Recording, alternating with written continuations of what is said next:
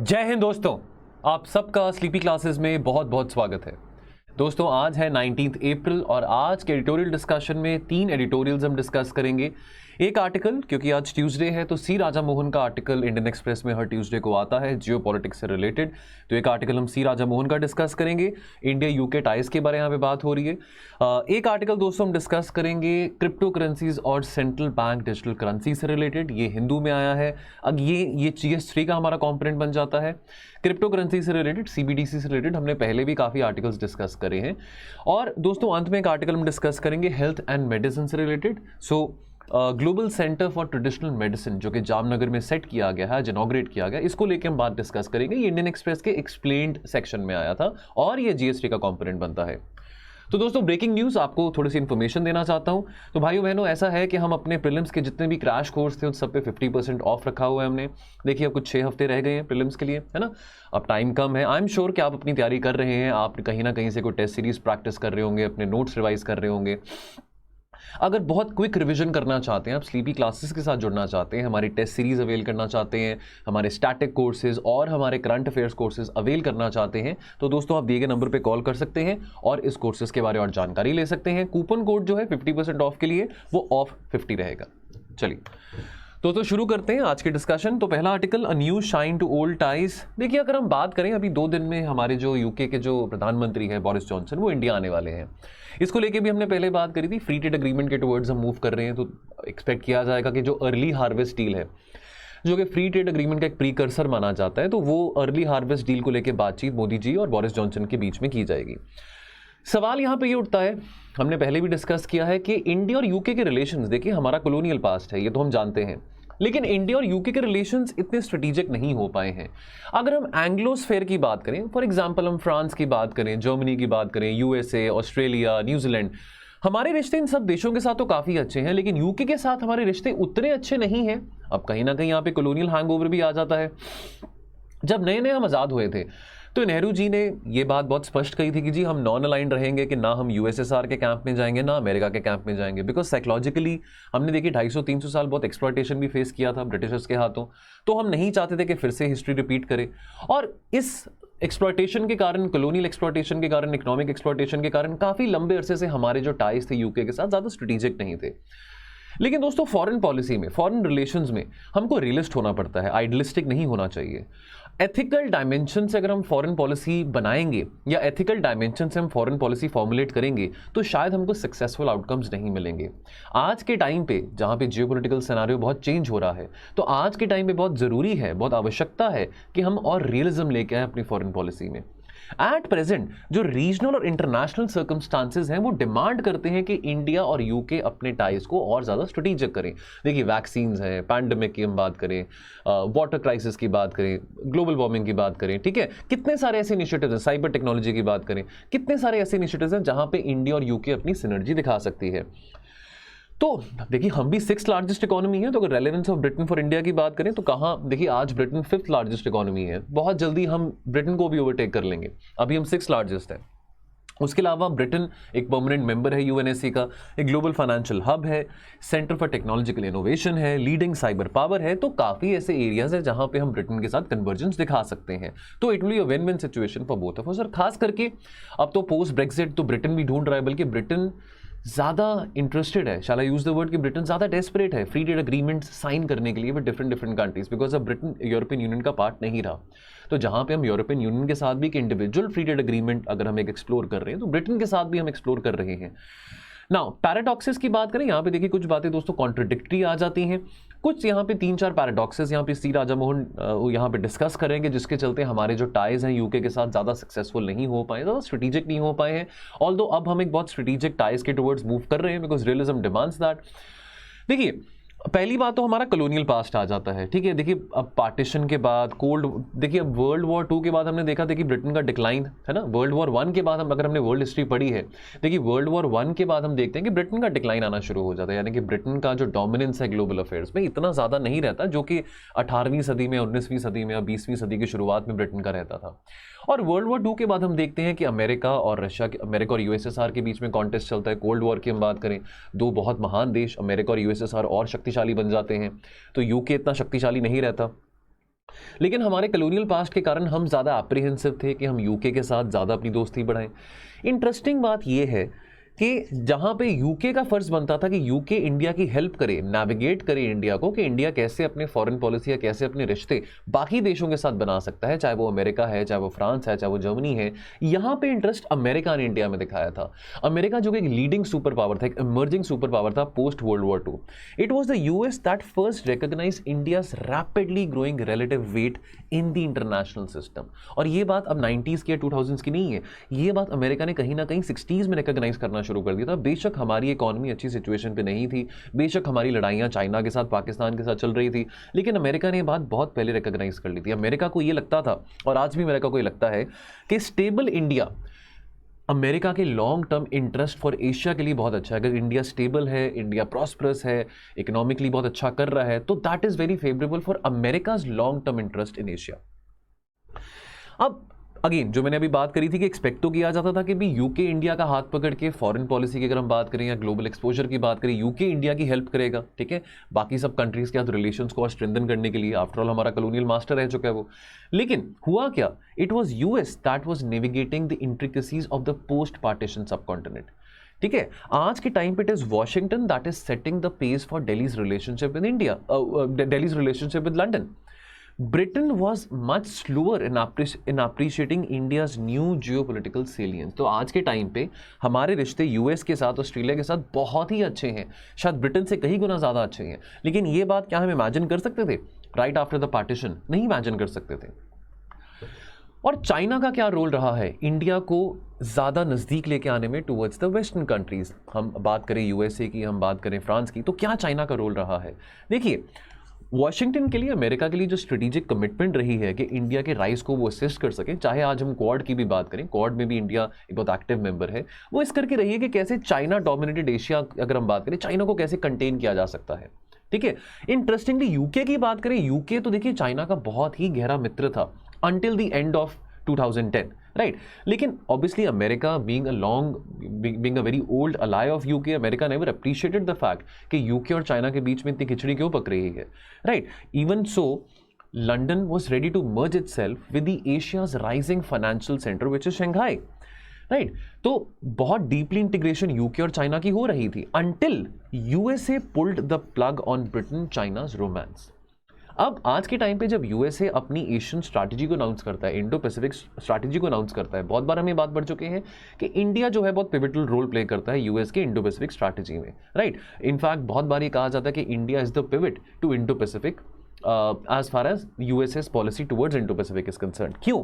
ताकि कैसे चाइना को कंटेन किया जा सकता है, बिकॉज यूएसए ऑल्सो नोज कि इंडिया का भी बहुत मेजर कंसर्न है चाइना के साथ, डिस्प्यूटेड बाउंड्रीज है चाइना के साथ, राइट। तो यूएसए की भी इतनी अच्छी नहीं बनती है चाइना के साथ। यूएसए भी ऑब्वियसली इस बात को रिकॉग्नाइज तो कर चुका है कि जो सेकेंड पोल है ना, बाईपोल, चलो बाईपोलर कॉन्टेस्ट खत्म हो गया था 91 में, लेकिन अब यूएसए को भी पता है कि बाईपोलर कॉन्टेस्ट कहीं ना कहीं से फिर से उभर रहा है। तो यूएसए को पता है कि भाई चाइना जो है वो सेकंड पोल है, और इंडिया और चाइना के भी अच्छे रिलेशंस नहीं है, तो दोनों का कॉमन एनिमी है। तो इस करके यूएसए भी बहुत रिपीटेडली सपोर्ट कर रहा है इंडिया को कि कैसे चाइना को कंटेन कर सकते हैं।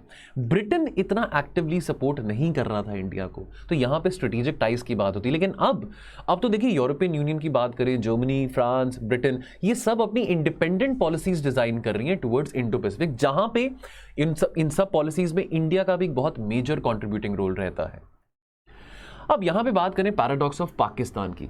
देखिए, जो स्केप्टिक्स हैं वो कहेंगे, देखिए जो रीजनल डायनामिक है, देखिए बहुत लंबे अरसे से ना जो इंडिया पाकिस्तान की जो पॉलिसी थी, यानी कि यूएसए, फ्रांस, यूके की जो पॉलिसी थी टुवर्ड्स इंडिया एंड पाकिस्तान, खास करके यूएसए की बात करें, वो हाइफिनेटेड थी। ठीक है, यानी कि यूएसए का नजरिया देखने का इंडिया को, पाकिस्तान को, इंडिया पाक पॉलिसी थी। अब वो डी हाइफिनेट हो चुका है। जो D hyphenation of foreign policy की हम बात करते हैं कि इंडिया के साथ इंडिविजुअली और पाकिस्तान के साथ इंडिविजुअली, राइट। लेकिन यूके की बात करें, यूके के देखिए रिलेशंस पाकिस्तान के साथ काफ़ी अच्छे हैं। अब ये एक बहुत लंबे अरसे से एक ऑब्स्टिकल था इंडिया और यूके के टाइज को भी स्ट्रेंथन करने के लिए, बिकॉज ऑब्वियसली जग जाहिर है कि इंडिया और पाकिस्तान के रिश्ते इतने अच्छे नहीं हैं, राइट। नाउ अब ब्रिटेन, ऑब्वियसली अब देखिए, अब पार्टीशन तो सब कॉन्टिनेंट का ब्रिटेन नहीं करा था, ठीक है। तो Britain remains torn between its new because see अब हो क्या रहा है, देखिए अभी ब्रिटेन इतना इंथुजियाज्म इंडिया के लिए क्यों दिखा रहा है? बिकॉज यूएसए और फ्रांस, या अगर हम गल्फ मोनार्कीज की भी बात करें, तो ये सब अब इंडिया को ज़्यादा प्रायोरिटी दे रही है एज कम्पेयर टू पाकिस्तान। और इंडिया को भी इस बात का कॉन्फिडेंस है कि देखिए पाकिस्तान की इकोनॉमी कोई बहुत अच्छी तो है नहीं, पाकिस्तान ग्रे लिस्ट में लिस्टेड है ना, FATF के, इतने सारे लोन्स हैं पाकिस्तान के ऊपर।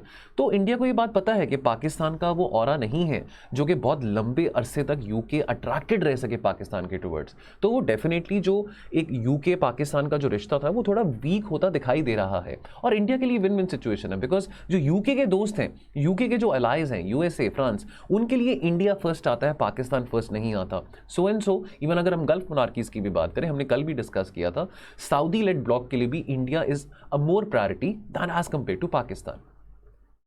तो कंक्लूजन क्या निकलता है? देखिए, फॉर पोस्ट ब्रेक्सिट ब्रिटेन को जरूरत है नए दोस्तों की, ठीक है, नए इकोनॉमिक पैक्ट्स की, फ्री ट्रेड एग्रीमेंट्स की। अब ऑब्वियसली अब ब्रिटेन यूरोपियन यूनियन का हिस्सा नहीं रहा, so Britain needs all the partners it can find.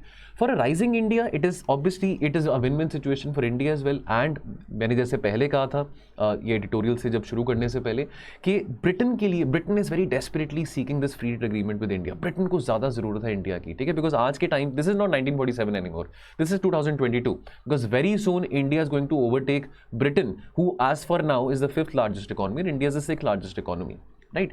While the Indian economy is set to become larger than Britain in the coming years, even Delhi आज के time पे दिल्ली भी इतना डिफेंसिव नहीं है about engaging more with Britain, right? तो वो colonial hangover अब दिल्ली के फॉरेन पॉलिसी में भी नहीं रहा, वो नॉन अलाइनमेंट वाला जो माइंडसेट था वो अब नहीं रहा। तो हम भी बहुत विदाउट एनी हेसिटेशन हम ब्रिटेन के साथ अपने रिलेशंस को और ज़्यादा एंगेजिंग बनाना चाहते हैं।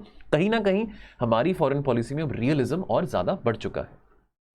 चलिए अगला आर्टिकल दोस्तों, cryptos and CBDC they are not the same thing. तो देखिए दोस्तों, क्रिप्टोज को लेके, CBDCs को लेके हमने बहुत चर्चा पहले करी है।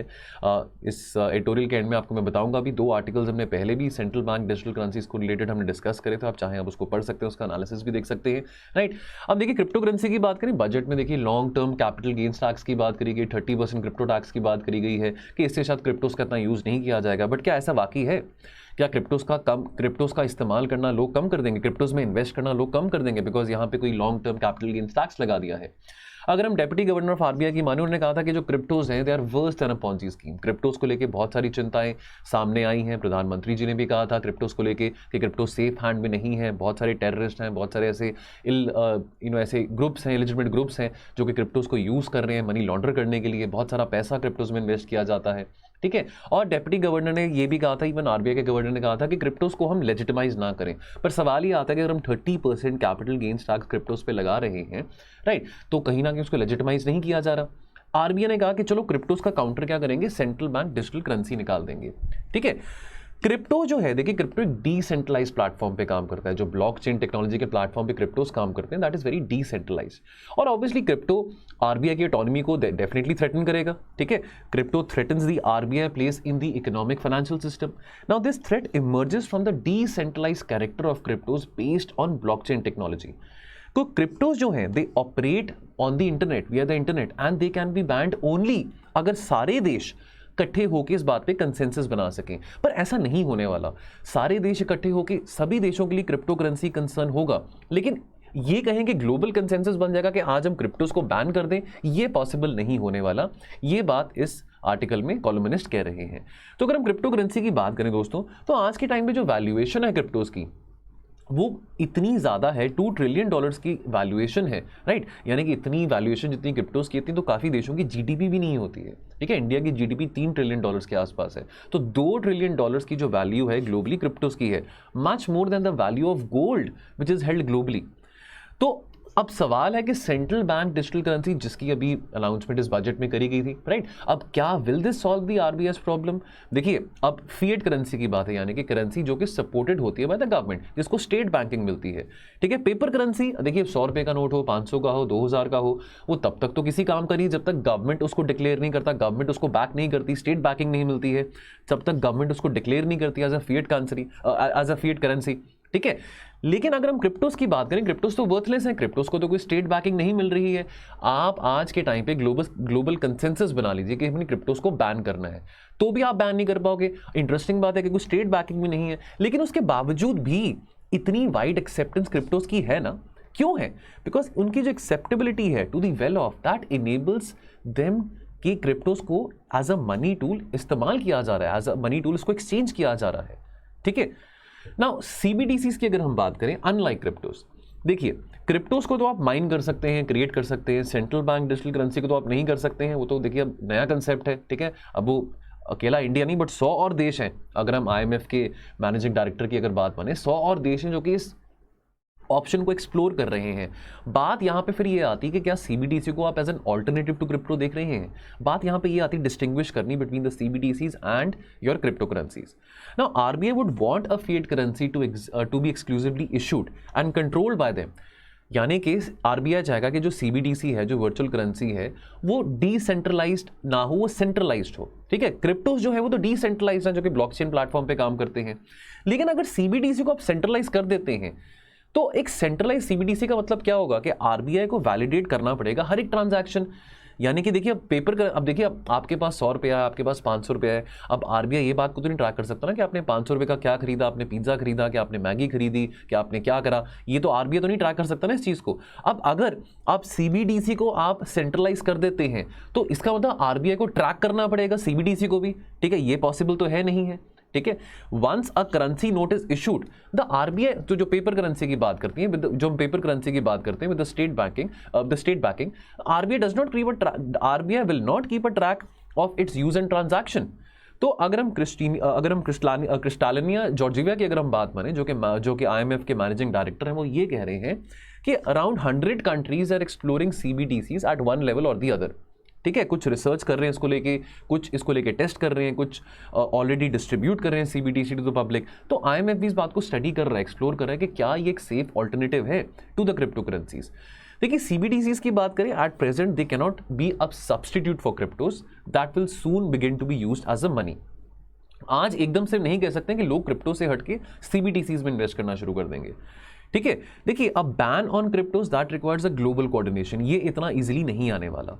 अगर हम क्रिप्टोस की बात करें, देखिए क्रिप्टोस वैल्यू एक्वायर करते हैं और दे can B transacted multiple times on the software using the blockchain platform, ठीक है। लेकिन अगर हम फिएट करेंसी की बात करें, चलो पेपर करेंसी की बात करें, ठीक है, जब देखिए अगर तो आप वो मनी हाइस्ट वाले प्रोफेसर नहीं हैं, अब आपके जेब में 500 रुपये है, देखिए अगर आपके घर में कोई मशीन है ना, कोई ऐसी आपके पास ऐसी कोई मशीन है जिससे आप नोट छाप सकते हैं तो और बात है ना। एक आम इंसान के पास तो घर पे मशीन नहीं होती जिससे वो नोट छाप सकते हैं। अब आपके पास 500 रुपये हैं, आपने एक बार वो खर्च कर दिए किसी भी चीज़ को लेके, अब आपकी जेब में 500 रुपये ही थे, है ना, मान लीजिए, तो अब आपने 500 रुपये अपनी जेब में से निकाल के खर्च कर दिए, तो वो 500 रुपये वापस तो नहीं आने वाले, अनलेस कि आप नकली नोट का आपके पास कारोबार है, कि आपके पास नकली नोट पड़े हैं 500 के या 2000 के, ठीक है। तो अब उसी तरह से अगर हम क्रिप्टोस की बात करें, देखिए क्रिप्टोस तो बार बार यूज किए जा सकते हैं, लेकिन फिएट करेंसी, चाहे वो आपकी सेंट्रल बैंक डिजिटल करेंसी है, चाहे वो आपकी पेपर करेंसी है, वो एक ही बार यूज की जाएगी। और मल्टीपल टाइम क्रिप्टोस क्यों यूज किए जा सकते हैं? Because they operate on a software, on a computer. इसको हम डबल स्पेंडिंग भी कहते हैं, ठीक है। तो CBDCs जो है वो डबल स्पेंडिंग नहीं कर पाएंगे, ठीक है। तो इस करके अब देखिए क्रिप्टोस में तो डबल स्पेंडिंग है कि आप उसको मल्टीपल टाइम यूज कर सकते हैं, लेकिन वो CBDC में फीचर नहीं होगा। तो why would people find it attractive to invest in CBDC and not in crypto? सवाल यहाँ पे ये खड़ा होता है। चलिए, तो अगर आपने इसके बारे और जानकारी लेनी है तो आप देखिए दोस्तों, सेंट्रल बैंक डिजिटल करेंसी को लेकर 2 एडिटोरियल्स हमने पहले भी डिस्कस किए थे।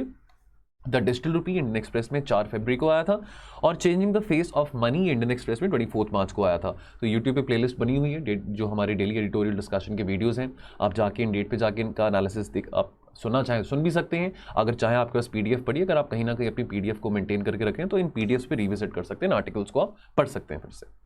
चलिए, लास्ट आज का जो टॉपिक रहेगा डिस्कस करने का, वो बात करेंगे WHO एंड ट्रेडिशनल मेडिसिन की।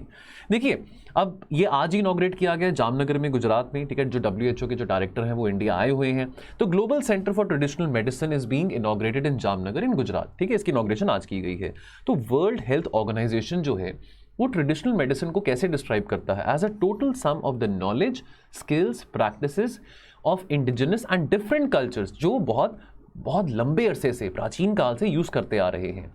तो इसका जो रीच है दैट इनकम्पैसेस द एंशिएंट प्रैक्टिसेस, जैसे एक्यूपंक्चर की बात करें, आयुर्वेदिक मेडिसिन की बात करें, हर्बल मिक्सचर्स की बात करें, जो जड़ी बूटियों की हम बात करते हैं, as well as modern medicine like homeopathy also, ठीक है। Traditional medicine in India is often defined as including practices like yoga, Ayurveda and Siddha. अब ट्रेडिशनल मेडिसिन encompasses Ayurveda और yoga. Obviously, they are practiced widely across not only India but across the globe, है ना। 21 जून को international yoga day भी celebrate किया जाता है। सिद्धा सिस्टम की बात करें, this is followed predominantly in Tamil Nadu and Kerala. और जो आपका सोवा रिक्पा सिस्टम है, ये कहाँ प्रैक्टिस किया जाता है? लेह लद्दाख में और बहुत सारे से हिमालयन रीजन में, अगर हम सिक्किम की बात करें, अरुणाचल, दार्जिलिंग, लाहौल एंड स्पीति, एटसेट्रा। और इवन होम्योपैथी को भी आपके ट्रेडिशनल मेडिसिन एक्सपीरियंस में ही काउंट किया जाता है। नाउ अब सवाल यहाँ पे ये आता है कि why has the WHO felt the need to advance the knowledge of traditional medicine. तो WHO का ये कहना है कि 194 WHO मेंबर्स है, उसमें से 170 मेंबर्स हैं जो कि ट्रेडिशनल मेडिसिन का इस्तेमाल कर रहे हैं। तो इन सब मेंबर स्टेट्स ने आस्क किया, रिक्वेस्ट किया कि कैसे हम एक बॉडी बना सकते हैं जहां पे ट्रेडिशनल मेडिसिन को लेके जो भी एविडेंस इकट्ठा किया जा सकता है, जो भी बेस्ट साइंटिफिक प्रैक्टिस इकट्ठी की जा सकती हैं, तो कैसे वो बॉडी बना के हम और इस प्रैक्टिस को बढ़ावा दे सकते हैं यूटिलाइजिंग ऑफ ट्रेडिशनल मेडिसिन को। अब जामनगर सेंटर जो है, this will serve as the hub and focus on building a solid evidence base for policies and help countries कि वो कैसे इंटीग्रेट कर सकते हैं अकॉर्डिंगली, जो भी फाइंडिंग्स यहाँ से जनरेट होगी, कैसे वो इंटीग्रेट कर सकते हैं policies into their traditional health system. तो इंडिया ने कमिट करा है, $250 मिलियन की कमिटमेंट इंडिया ने बताई है to support this global centre of traditional medicine establishment, infrastructure and operations. और ये जो है global centre for traditional medicine, इसका जो एम रहेगा वो फोकस करने को रहेगा, focus on evidence based research, innovation and data analysis to optimise कि कैसे ट्रेडिशनल मेडिसिन को और बेहतर तरीके से कंट्रीब्यूट किया जा सकता है globally, specially in the wake of so many new diseases coming up, right. तो what is the way forward? तो मिनिस्ट्री ऑफ आयुष ने कहा है that it will seek to set the policies and standards on traditional medicine products and also Ministry of Ayush ने ये commitment करी है that it will also help the countries create a comprehensive, safe and high quality health system based on the traditional medicine background। तो ये जो GCTM है, this will support efforts to implement the WHO's traditional medicine strategy, जो कि 2014 से 2023 तक की strategy है, राइट। अब according to WHO estimates 80% of the world's population uses traditional medicine. तो अभी भी बेशक हम नई मेडिसिन के बारे में सुनते हैं, नए ड्रग्स के बारे में सुनते हैं, लेकिन अभी भी बहुत सारी आबादी दुनिया में है जो कि अभी भी पुराने प्राचीन जो प्रैक्टिसेस थी, ट्रेडिशनल मेडिसिन प्रैक्टिसेस थी, उस पर ही डिपेंडेंट है, ठीक है। और एक और बात यहाँ पे जानने के लिए, थोड़ा क्योंकि प्रीलिम्स पास में थोड़ी फैक्चुअल बातें भी समझ लेते हैं, ठीक है। तो दोस्तों यहाँ पे ना institute of teaching and research in Ayurveda ITRA करके है जामनगर में, ठीक है। Now this is supported by the Gujarat government and finance by the central government. थोड़ी ऑब्जेक्टिव तरीके से बात समझते हैं। और ये पहली यूनिवर्सिटी है जो कि एजुकेशन और training in the field of Ayurveda provide करती है अक्रॉस द वर्ल्ड। तो ये यूनिवर्सिटी का नाम याद रहे, institute of teaching and research इन आयुर्वेद, ठीक है जी। चलिए, सो दोस्तों जाने से पहले प्रीवियस क्वेश्चन ये 2011 में आया था, IR से रिलेटेड है। तो क्वेश्चन है, south east Asia has captivated the attention of global community over space and time as a geostrategically significant region. तो which among the following is the most convincing explanation for this global perspective. देखिए 2011 का question था, लेकिन south east Asia आज 2022 में भी उतना ही relevant है। It was the hot theatre during the second world war, ये A। B, it is its location between the Asian powers of China and India. C, it was the arena of superpower confrontation during the Cold War period. And D, its location between the Pacific and Indian Oceans and its preeminent maritime character। तो क्या सही option है आपने comment section में बताना है। और दोस्तों question frame from the editorials, तो एक क्वेश्चन आपके सामने है, the history of money is entering a new chapter in light of the central bank digital currencies, discuss the challenges they will face in terms of being a substitute for a cryptocurrency। इसको 150 शब्दों में आप answer कर सकते हैं। और highlight the paradoxes coming in the way of India and UK to elevate their relationship to a more strategic level despite having a colonial past। इसको आप 200 शब्दों में आंसर कर सकते हैं। चलिए, सो दोस्तों आज के एनालिसिस में इतना ही, मिलेंगे कल और एनालिसिस के साथ। तो आप अपना ध्यान रखिए और पढ़ते रहिए। थैंक यू सो मच, जय हिंद।